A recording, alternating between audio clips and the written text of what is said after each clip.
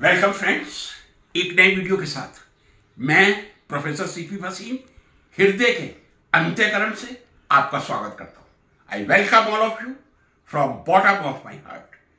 आज एक नए वीडियो को लेकर आपके सामने हाजिर हूं और आज के मेरे वीडियो का टाइटल है various types of quotient, QUOTIENT।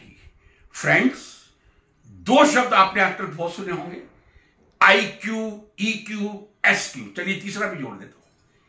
क्या हमने सोचा है वास्तव में IQ का मतलब क्या है? क्वोशंट से ही मैं शुरुआत करूंगा। क्वोशंट वर्ड का मतलब क्या है? कोई बहुत कठिन नहीं है, मेरे ख्याल से स्कूल लेवल के बच्चे ही इसको जानते हैं। The result of any division that is known as quotient. यदि आप दो चीजों को डिवाइड कर रहे हैं, डिवाइड के बाद जो रिजल्ट आ रहा है उसे ही क्वोशंट कहा जाता है। सबसे पहले नंबर पे आता है इंटेलिजेंट क्वोशंट। कई बार हम बातें करते हैं इस व्यक्ति का IQ काफी हाई है, कई बार बात करते हैं अरे इसका IQ बहुत लो है।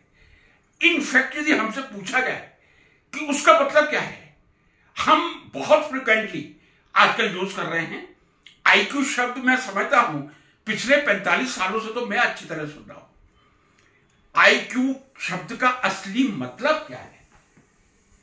Intelligent quotient. IQ means logical reasoning, problem solving, cognitive abilities. आपकी रीजनिंग कितनी है, तर्क शक्ति कितनी है।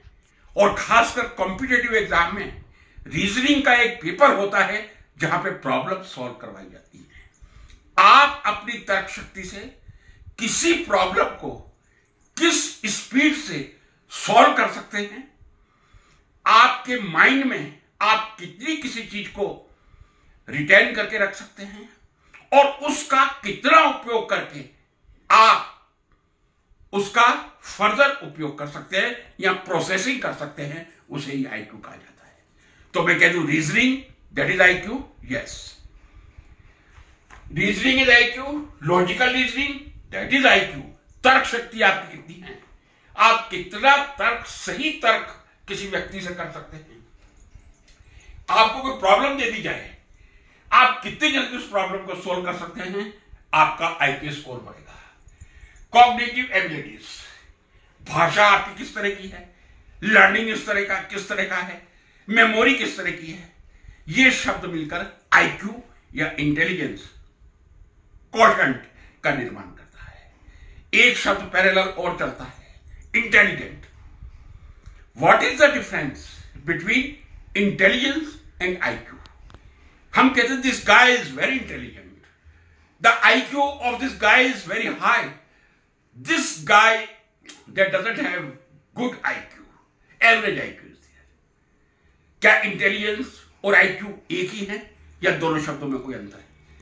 मोटे तौर पे देखा जाए आपको एक लगेगा, लेकिन जी हां, इंटेलिजेंस और IQ, इंटेलिजेंस क्वोशंट दो अलग शब्द हैं। इंटेलिजेंस एक बहुत ब्रॉड टर्मिनोलॉजी है और जबकि इंटेलिजेंट क्वोशंट उसका एक छोटा सा पार्ट है। दूसरा डिफरेंस आप याद कर लीजिए, आपकी इंटेलिजेंस का कोई स्केल नहीं हो सकता। यह सही है आप IAS क्लियर कर लें, आप लेक्चरशिप का नेट क्लियर कर लें, गेट क्लियर कर लें, but you don't have any numerical value of intelligence. लेकिन IQ जहां होगा उसकी न्यूमेरिकल वैल्यू होगी, इवन 2 डिजिट्स में होगी। तो इंटेलिजेंस की कोई न्यूमेरिकल वैल्यू नहीं है, एक ब्रॉड टर्म है। IQ केवल उसका बहुत छोटा सा पार्ट है, लेकिन IQ का न्यूमेरिकल वैल्यू होती है जिसको कई सालों से हम मेजर करके किसी व्यक्ति के IQ का माप कर सकते हैं, वी कैन मेजर। अब फ्रेंड्स, मैं बता दूं, आप लोगों ने सबने पढ़ा होगा अल्बर्ट आइंस्टाइन, कहा जाता है उनका IQ काफी हाई था, 160 to 165 मैं कह दूं। Elon Musk not much behind than Albert Einstein, Elon Musk का IQ 155 to 160 है। यदि अल्बर्ट आइंस्टाइन का 160 to 165 है। दूसरी चीज मैं यहां क्लियर करना चाहूंगा, जो मैं काफी सालों से मैंने इसको अपना परसेप्शन बना लिया है और मैं क्लास में स्टूडेंट्स के साथ शेयर करता था कि यदि आपसे पूछा जाए what do you mean by intelligence, आपको परिभाषित करने के लिए कहा जाए कि इंटेलिजेंट या बुद्धिमत्ता से आपका क्या तात्पर्य है, तो ये मेरा परसेप्शन था, कोई कॉपीराइट नहीं है मेरा, और हो सकता है कई लोग मेरे से एग्री ना करें, बहुत अच्छी बात है। मैं मानता हूं इंटेलिजेंस के 3 पार्ट होते हैं। किसी व्यक्ति को पूरी तरह इंटेलिजेंट बनने में 3 फैक्टर्स का योगदान होता है, कंट्रीब्यूशन होता है। सबसे पहला लर्निंग, आप कितना पढ़ते हैं। लर्निंग आप बुक से भी कर सकते हैं, लर्निंग आप नेचर से भी कर सकते हैं, लर्निंग आप फॉर्मल क्लासरूम से भी कर सकते हैं, लर्निंग आप इनफॉर्मल भी कर सकते हैं। और विज्ञान में जब मैं ये बात करता हूं, मेजर लर्निंग आपकी एक्सपेरिमेंट से होती है। आपकी एक्सपेरिमेंटल लर्निंग कैसी है, आपका ऑब्जर्वेशन कैसा है। Observation is certainly A part of learning. यदि आपका ऑब्जर्वेशन अच्छा होगा, आपकी लर्निंग अच्छी होगी। Second point of intelligent, retention. आप माइंड में कितना रख सकते हैं। बहुत पढ़ते हैं आप, एग्जाम है, रात रात भर जाग रहे हैं, जब वहां जाकर लिखने का टाइम आता है तब आप ब्रेन में से स्किप कर जाते हैं, भूल जाते हैं। मींस आपकी मेमोरी अच्छी नहीं है। और ये मैं कह दूं, आईक्यू मेमोरी आईक्यू का भी पार्ट है और इंटेलिजेंस का भी पार्ट है। इसीलिए मैंने अपने एक वीडियो में कहा था, this is the high time जब हमें ओपन बुक एग्जामिनेशन सिस्टम रखना चाहिए। विद्यार्थियों को ज्यादा याद रखने की जरूरत ना पड़े, उनके सामने किताबें हो खुली और प्रॉब्लम ऐसी दीजिए कि वो किताबों में ढूंढ के उसको सॉल्व करें। तो पहला लर्निंग, ऑब्जर्वेशन, आप कितना लर्न करते हैं, ऑब्जर्व करते हैं, आइदर फॉर्मली और इनफॉर्मली, कितना आप मस्तिष्क में रख सकते हैं। तीसरी चीज आप सबने ऑब्जर्व की होगी, बहुत इंटेलिजेंट ऐसे व्यक्ति आपके जीवन में आए होंगे जिनका लर्निंग बहुत अच्छा है, मेमोरी रिटेंशन बहुत अच्छा है, लेकिन एक्सप्रेशन बहुत पुअर होता है। यदि आपका लर्निंग अच्छा है, रिटेंशन अच्छा है, आप पूर्ण इंटेलिजेंट तभी बनेंगे जब आपका एक्सप्रेशन अच्छा होगा। खासकर जो तीसरा फैक्टर है, टीचर के संदर्भ में पहले 2 वालों से यह ज्यादा इंपॉर्टेंस रखता है मेरे पैमाने पर। आप खूब पढ़िए, आप खूब माइंड में रखिए, आप किस तरह जनता को, आप किस तरह अपने 70 या 40 या 60 स्टूडेंट्स को कन्वे करते हैं, किस तरह से वो आपसे लर्न कर सकते हैं। The best learning comes through your best expression. Best expression में आपकी वॉइस भी आएगी, कितनी लाउड है, आपका प्रोनाउंसिएशन भी आएगा और आपकी नॉलेज तो आपके मुखारबिन से निकलेगी।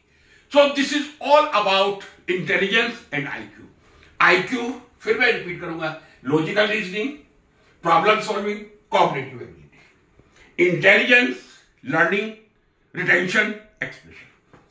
अब कुछ लोगों का आईक्यू बहुत हाई होता है, जिस मैंने आपसे कहा अल्बर्ट आइंस्टाइन का आपको 160 to 165 मिलेगा, इलॉन मस्क का 155 to 160 मिलेगा।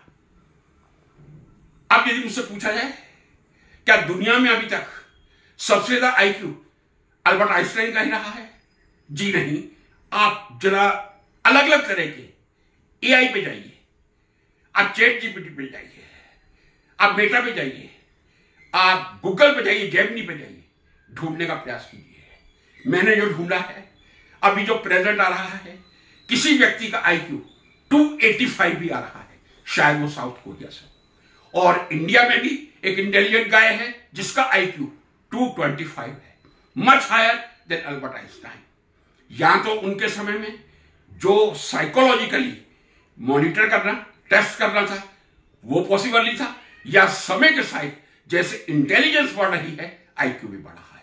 मैं समझता हूं जो मैंने आपसे आईक्यू कहा है, इसका फॉर्मूला ये है, आपकी मेंटल एज कितनी है। जब आपका टेस्ट लिया जाता है, आपका इंटेलेक्चुअल माइंड किस एज पर है और आपकी क्रोनोलॉजिकल एज कितनी है। जब आप मेंटल एज को क्रॉनिकल एज से डिवाइड करके 100 से मल्टीप्लाई कर देंगे, तब आपका आईक्यू आ जाएगा। एक आईक्यू के बारे में आपको बहुत विचित्र लगेगा, लेकिन बहुत नॉर्मल है। क्या वैज्ञानिक हैं उन्हीं का आईक्यू ज्यादा अच्छा हो सकता है? मैं मानता हूं लेबर्स का भी बहुत अच्छा हो सकता है। एक मजदूर का एवरेज आईक्यू जो होता है 100 के आसपास होता है। 100 से ऊपर 150, 160, 130 के बाद काफी सुपीरियर माना जाता है। मैं ये कह दूं आपको। Criminals, what about criminals, terrorist, आपको जान के आश्चर्य होगा, मैंने एआई में जाके खोजने की कोशिश की, जो यूएसए के टॉप 4 टेररिस्ट क्रिमिनल्स मुझे मिले, उसमें एक का आईक्यू 195 था। और सबसे ज्यादा आईक्यू आप किसका एक्सपेक्ट करते हैं? साइबर क्रिमिनल्स का, क्योंकि वो अपना माइंड इस तरह से लगाते हैं, एक तो उन्हें एक्सटर्नल प्रोटेक्शन की जरूरत है और फिर थेफ्ट भी करना है। किस तरह एक्सटर्नल प्रोटेक्शन से वो अपने थेफ्ट के टारगेट को पूरा करें, उसमें आईक्यू की आवश्यकता होती है। तो आईक्यू क्रिमिनल्स का या दूसरे टेररिस्ट का भी बहुत हाई हो सकता है। I think this is about IQ. Now I come to next question, that is emotional question. What is emotional question? Ability to understand, manage and express emotions effectively. आप अपने इमोशंस को कैसे एक्सप्रेस कर सकते हैं? मैं ये कहता हूं, इंसान जो है वो सही मानव तभी बनेगा जब इमोशनल होगा। ये भी मैं पूरे आत्मविश्वास के साथ कह रहा हूं। बिना इमोशन के मैं किसी व्यक्ति को एक मृत व्यक्ति या डेड बॉडी ही मानूंगा। जिसमें इमोशंस नहीं है, भावनाएं नहीं है, वो पूर्ण इंसान नहीं है। लेकिन कई बार अति इमोशनल हो जाना, एक सीमा से बाहर जाके इमोशनल हो जाना, वो आपके लिए घातक हो सकता है। इसका कोई मैं स्केल या पेश नहीं कर रहा हूं जैसे मैंने आईक्यू का किया था। आपका इमोशनल क्वोशेंट किस तरह बैलेंस होना चाहिए?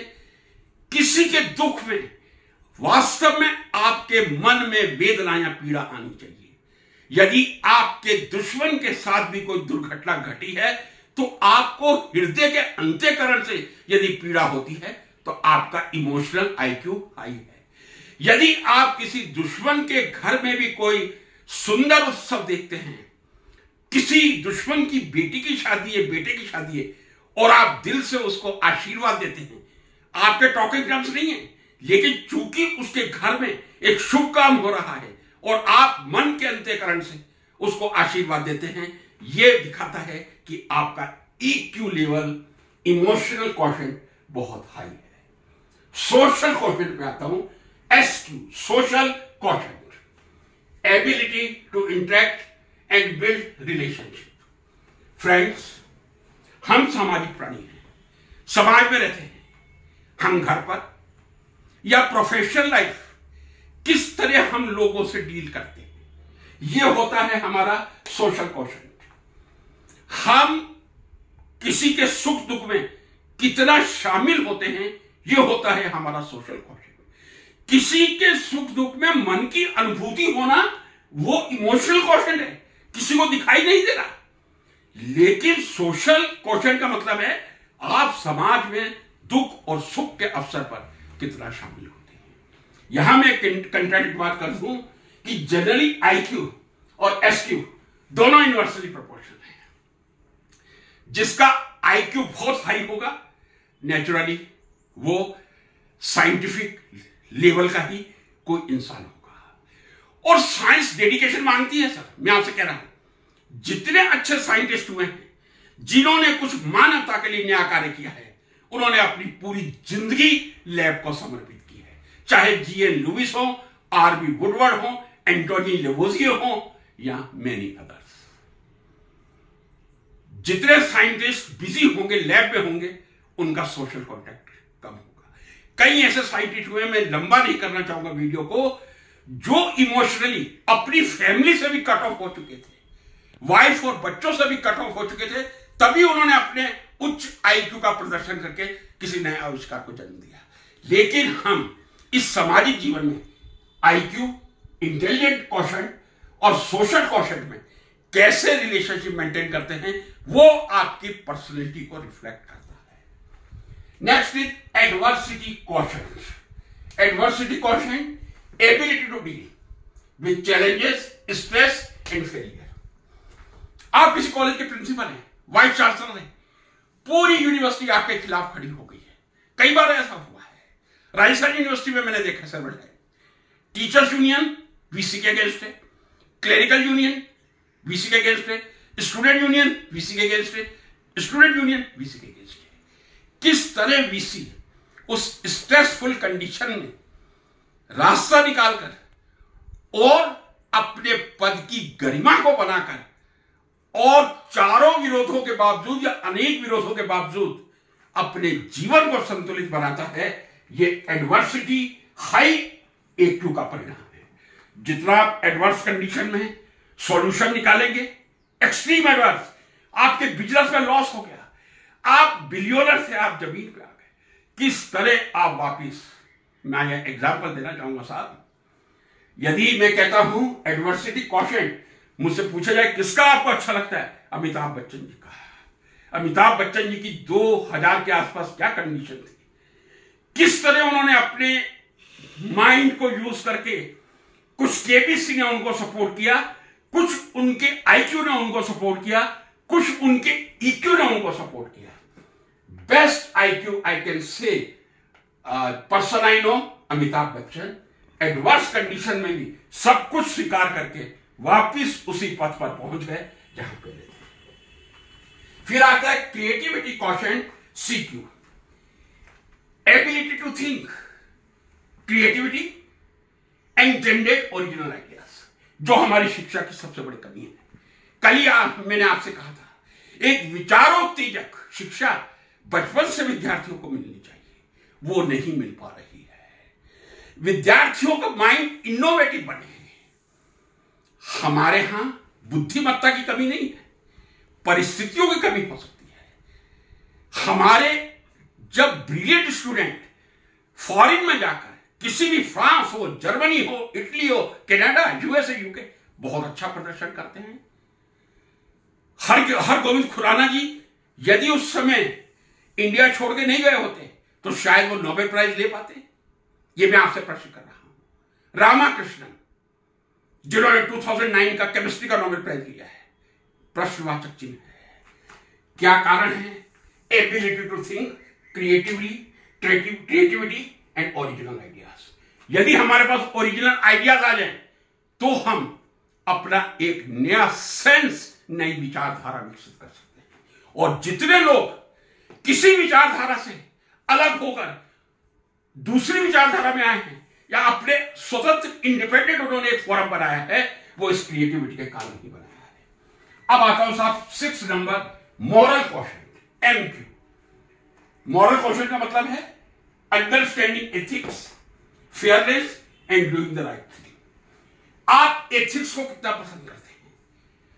यदि आप ईमानदार व्यक्तियों के समूह के बीच में हैं, क्या आप अपने आप को कंफर्टेबल फील करते हैं या अनकंफर्टेबल फील करते हैं?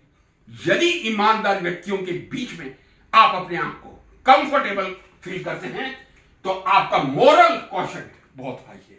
मित्रों, एक एग्जांपल मैं आपके सामने दे रहा हूं। यदि 20 स्टूडेंट एग्जाम दे रहे हैं और 2 सुपरवाइजर हैं और सीनियर सुपरवाइजर आ रहा है और वो चोरी नहीं कर रहा, तो यहां 2 कारण हो सकते हैं। या तो उसकी कॉन्शियस अलाउ नहीं कर रही, लेकिन 99% में क्या होता है, जो सुपरवाइजर और सीनियर सुपरवाइजर का डर होता है वो उसको कॉपी करने से रोकता है। यदि आप एक पेपर स्टूडेंट को दीजिए और आप क्लास के बाहर निकल जाइए 1 घंटा, कितने विद्यार्थी बिना नकल किए अपना पेपर सॉल्व करके अपनी प्रतिभा का परिचय देते हैं? वो मोरल क्वोशिएंट कहलाता है। 10 रुपए को देखकर यदि आपका ईमान फिसलता है, 10 करोड़ को देखकर फिसलता है, दोनों में आपका ईमान, 10 रुपए में भी 10 करोड़ में एथिक्स गड़बड़ाई है, तब आपका मोरल क्वोशिएंट में बहुत लो ही कहूंगा। चाहे 10 रुपए की ब्राइब हो या 10 करोड़ की ब्राइब हो, ब्राइब होती है साहब। ईमानदारी अंतःकरण से आती है, हृदय से आती है। और वो उसका एक ही मैं बात कहूंगा, जो व्यक्ति वास्तव में परमात्मा से डरेगा उसका मोरल क्वोशेंट MQ बहुत हाई होगा। और आप अंत्यकाल से पूछिए, यदि क्लास में एक टीचर 2 या 3 या 5 मिनट लेट जा रहा है, कोई बात नहीं, चलिए कोई कंडीशन, लेकिन उसको गिल्ट फील नहीं हो रहा, तो उसका मोरल क्वोशेंट डेड है, 0 है। लेकिन यदि आप लेट होने के बाद गिल्ट फील कर रहे हैं, तब आपका मोरल क्वोशेंट है। और हाई मोरल क्वोशेंट का मतलब यह है कि आप 12 बजे का मतलब 12 बजे क्लासरूम के अंदर एंटर कर रहे हैं। आगे बढ़ते हैं, बॉडी और physical quotient, physical fitness, stamina and health awareness. आप अपने हेल्थ के प्रति कितने अवेयर हैं? मैंने बहुत पहले एक वीडियो बनाया था, जो सीनियर सिटीजन इवन आफ्टर 40 कितने लोग अपना रेगुलर चेकअप साल में 2 बार करवाते हैं। मैं समझता हूं आफ्टर 40 हर व्यक्ति को अपने बॉडी का टोटल चेकअप करवाना चाहिए। आज कहीं ऐसी पैथोलॉजिकल लैब है जो 2-2.5 हजार में आपके पूरे बॉडी का सभी टेस्ट कर देते हैं और आपको मालूम चल जाता है आप कितने फिट हैं, आप कितना चल सकते हैं। आपकी एज पे डिपेंड करता है, आपकी बॉडी पे डिपेंड करता है, but that is the body quotient. Stamina कितना है, आप कितनी देर बोल सकते हैं, लेक्चर दे सकते हैं, कितनी देर खड़े रह सकते हैं, कितने किलो का वेट उठा सकते हैं। This is all about body quotient. Means your physical fitness is your body quotient, high physical fitness, high body और physical quotient. Spiritual quotient next, very very important sir. Connect with values, purpose, inner peace and mindfulness. आज हर आदमी यदि घूम रहा है, बेचैन घूम रहा है। क्यों बेचैन है यह मालूम नहीं है। यदि वो महीने के 10 करोड़ कमा रहा है तो भी वो बेचैन है, 10 लाख कमा रहा है तो भी वो बेचैन है, 1 लाख महीना कमा रहा है, उसको खुद नहीं मालूम मैं बेचैन क्यों हूं। परमात्मा ने सब कुछ दिया है। यदि आपको एक छत दी है, पहनने के कपड़े दिए हैं, बच्चे दिए हैं सुंदर, बच्चों की शिक्षा का पैसा दिया है, आपसे सुखी कौन इंसान हो सकता है। लेकिन जब तक आपके अंदर स्पिरिचुअलिटी नहीं आएगी, आप अपने आप को अपनी आत्मा से कनेक्ट नहीं करेंगे। मैं कहता हूं जिसने परमात्मा से अपने आप को कनेक्ट कर लिया वो विश्व का सबसे सुखी इंसान है। आप अपनी आत्मा से connect with what should I से वैल्यूज। आप जीवन में कैसे वैल्यू अपना के चलते हैं। आप कहते कुछ हैं, करते कुछ हैं, दूसरों को मैं शिक्षा दूं और खुद मैं पाप करता रहूं, यह सबसे बड़ा पाप है सर। मैं लोगों को कहता रहूं नहीं जी मुझे पैसे से मोह नहीं है, मुझे यही नहीं मालूम मेरे बैंक में कितना बैलेंस है, लेकिन मैं इस अपॉर्चुनिटी में रहूं, एक जगह से रिटायर हूं और दूसरी प्राइवेट यूनिवर्सिटी में जाके बैठ जाऊं, ये आपका एथिकल वैल्यू है। आप पेंशन ले रहे, गवर्नमेंट सफिशिएंट पेंशन दे रही है, आप काम चलाइए। और बहुत बात है ज्ञान के प्रसार के। यदि आप ज्ञान के नाम पे दूसरी जगह से पूरी तनख्वाह लेते हैं तो आपको हक नहीं है कि आप स्पिरिचुअल अपने आप को स्पिरिचुअल क्वोशेंट पर्सन करें। इनर पीस, ये मैंने आपको पहले कह दिया। माइंडफुलनेस, यस, कितना पढ़ते हैं आजकल तो ऑनलाइन अवेलेबल है साहब। अभी भी क्या आप न्यूज़पेपर पढ़ते हैं? 2-3 न्यूज़पेपर आप लाते हैं। एक शिक्षक की लाइब्रेरी का मतलब, यदि कोई हायर एजुकेशन से रिटायर हुआ है, 8-10 लाख की लाइब्रेरी उसके पास नहीं है, तो फिर सर उसका शिक्षक कहना व्यर्थ रहेगा। रिटायरमेंट के बाद कहां जाएगा वो किताबें ढूंढने। आप इस कंडीशन में हो कि आपके किसी स्टूडेंट का फोन आए और आप किताबें खोल के बैठ जाएं कि उस प्रॉब्लम का सॉल्यूशन क्या होता है। इसको कहते हैं sir mindfulness, mind it. Next, technical question. इसमें आज की जी जनरेशन बहुत आगे है सर। TQ, technical question. 2 साल का बच्चा, 2.5 साल का बच्चा, वो YouTube खोल के अपनी चॉइस का वीडियो लगा लेता है। इसको आप क्या कहेंगे? That is very high TQ, technical question. This is digital skill. 2.5-3 साल का बच्चा YouTube खोल के वीडियो लगा के और अपने मनोरंजन को साकार कर रहा है। दैट इज टेक्निकल अलर्टनेस और technical question, very high TQ। This is the era. यदि मुझसे पूछा जाए ये सबसे ज्यादा कोई हाईएस्ट क्वेश्चन है, टेक्निकल क्वेश्चन है। आपकी स्किल कितनी है, आप मोबाइल में किस तरह आप मोबाइल को डील कर सकते हैं, आप मोबाइल की एप्लीकेशन का कितना यूज कर सकते हैं, आप पावर पॉइंट कितना अच्छा बना सकते हैं। एज, ये देखिए TQ एज पे भी डिपेंड करता है। मैंने आपसे कहा जय जी जैन, या मैं उसको जेड जनरेशन कहता हूं प्रॉपरली, बहुत हाई टीक्यू मिलेगा। लेकिन मेरी एज में जितना मैं कर सकता हूं लैपटॉप पे, मोबाइल पे, यदि मैं कर सकता हूं तो मैं अपने टीक्यू से सेटिस्फाइड रहूंगा। तो टेक्निकल क्वेश्चन का मतलब आपकी डिजिटल स्किल कितनी है, आप कितना जल्दी सीख सकते हैं। Next is leadership question. Sir ये क्वेश्चन बहुत ही इंपॉर्टेंट है। लीडरशिप क्वेश्चन जरा मैं पहले पढ़ दूं। Ability to lead, lead means public, inspire and influence other effectively. यहां मैं थोड़ा डिफरेंस करना चाहूंगा, ये मेरी व्यक्तिगत राय है। Ability to lead and ability to inspire and influence other effectively, तीन चीजें बहुत अलग होती है। ये दो कह दूं, लीड करना बहुत आसान है सर। आप मंच पर कितने अच्छे वक्ता बनकर कितनी अच्छी तरह जनता को हिप्नोटाइज कर सकते हैं, वो आपके हाई एलक्यू का प्रतीक होता है। फिर मैं कह रहा हूं, आप 500, 5000, जो 500 को करेगा, 50 को करेगा, वो 5 करोड़ को भी हिप्नोटाइज कर देगा। मैं आपसे कह रहा हूं कितनी होशियारी से, इंटेलिजेंटली, चाहे आप टेलीप्रॉम्प्टर का यूज करें, आप किसी जनता को लीड कर सकते हैं। वो उसका लीडरशिप क्वेश्चन या एलक्यू कहलाता है। अब मैं दूसरी चीज कहता हूं, इंस्पायर एंड इन्फ्लुएंस। दो एग्जाम्पल इसके आपके सामने दे रहा हूं, माफी चाहूंगा यदि किसी को बुरा लगे। Mahatma Gandhi was a very ideal leader in my opinion. I hats off to Mahatma Gandhi, और मैं महात्मा गांधी की कोई बुराई सुनना पसंद नहीं करूंगा। अब उनकी लीडरशिप कैसी थी साहब? 30 जनवरी 1947 को एक हत्यारे ने, एक विचारधारा विशेष के हत्यारे ने गोली मारकर महात्मा गांधी की बिरला भवन में हत्या की थी। लेकिन जब 31 जनवरी को उनकी अंतिम यात्रा निकली थी साहब, 31 जनवरी 1948 कह रहा हूं, भारत की जनसंख्या 3334 करोड़ के बीच में थी, बिटवीन 33 करोड़ एंड 34 करोड़। जो मैं एआई पे देख सका हूं, महात्मा गांधी जी की अंतिम यात्रा में राजघाट तक 10 लाख लोग उपस्थित थे। 1 मिलियन पीपल इन ईयर 1948, 31 जनवरी, जब क्रीमेशन किया गया था महात्मा गांधी जी का। हत्यारे ने 30 जनवरी को मार दिया था, 31 जनवरी को जो दिल्ली की सड़कें राजघाट तक भरी हुई थी, 10 लाख लोग थे। उन्होंने क्या लोगों को इंस्पायर किया था, या वो केवल एक गांधी जी की अंतिम दर्शन या यात्रा को देखने आ गए थे? पंडित जवाहरलाल नेहरू, मुझे याद है 27 मई, year I am sure 1964, heart attack आ गया था अचानक उनको दोपहर को। 28 मई 1964 को जब उनकी अंतिम यात्रा निकली थी, जो मैं डेटा एआई से प्राप्त कर सका हूं, 15 लाख लोग शामिल थे, 1.5 मिलियन।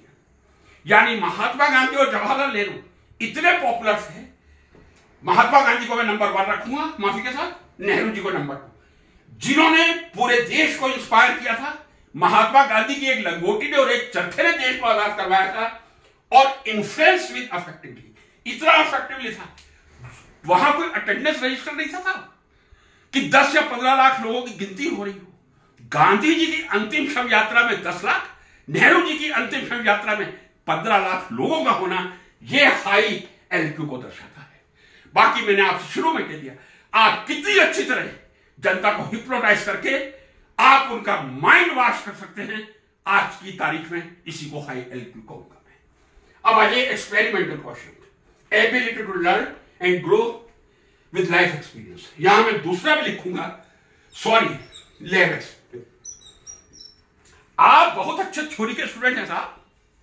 कई स्टूडेंट ऐसे हैं जो पहली बार में नेट क्वालिफाई कर गए, टॉप 50 में आ गए, बहुत अच्छी थ्योरी में आपकी मास्टरी। लेकिन जब प्रैक्टिकल ब्यूरेट या पिपेट आपके हाथ में आता है, आपकी एक्सपेरिमेंटल क्वेश्चन कितना है। हो सकता है यदि मैं एक स्टूडेंट को आईक्यू 130 दूं, तो उसको एक्सपेरिमेंटल क्वेश्चन में 20 मार्क्स दूंगा। ये मैं अपने जीवन का अनुभव बता रहा हूं साहब, अपने जीवन का अनुभव बता रहा हूं। एक्सपेरिमेंटल क्वेश्चन चाहे लैब का हो या लाइफ से हो, लाइफ में आप कितना सीखते हैं। यदि आपकी जिंदगी बढ़ती गई, हेयर्स ग्रे होते गए, लेकिन आपने जीवन से कोई प्रेरणा नहीं ली, तो आपका जो एक्सपेरिमेंटल ईक्यू है वो ऑलमोस्ट नीली रहेगा।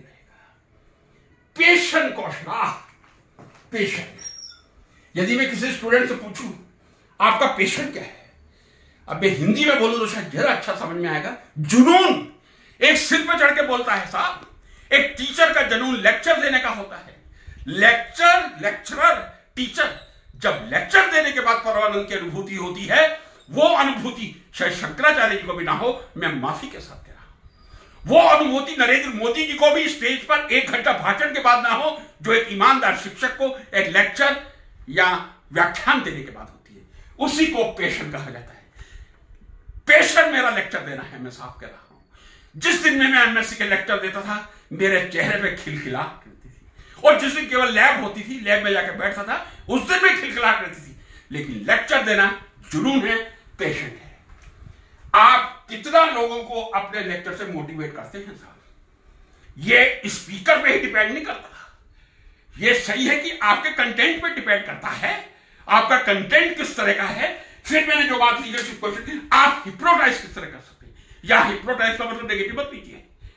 आप अपने कंटेंट को किस तरह प्रेजेंट करते हैं कि लोगों की सांसों की आवाज भी ना आए, उसी को इंग्लिश में पिन ड्रॉप साइलेंस कहा जाता है। और उसी को हम कहेंगे patient, level of motivation, patient in pursuing. आप अपने गोल को परस्यू करने में कितने माहिर हैं साहब। दुनिया रंगे लगाएगी, आपने एक चीज निर्धारित कर ली, यदि मुझे सेटल होना है, यही होना है। आपका पैशन कितना है, जुनून कितना है, आप वही सेटल होंगे। फ्रेंड्स, आईक्यू का हमने नाम सुना था। IQ intelligent question, emotional question, social question, adversity question, creativity question, moral question, body और physical question, spiritual question, technical question, leadership question, experimental question, patient question. ये 12 प्रकार के पेशेंट बताए। एक 13वां पेशेंट बहुत जबरदस्त है, ना जाने क्यों इस लिस्ट में नहीं है। उसके लिए मैं एक अलग वीडियो लेकर आपके सम्मुख आऊंगा। कृपया कमेंट कीजिए। जो लोग मेरे से ज्यादा डिसएग्री होते हैं, एग्री करने वालों के भी कमेंट की प्रतीक्षा है, डिसएग्री करने वालों की भी कमेंट की प्रतीक्षा है।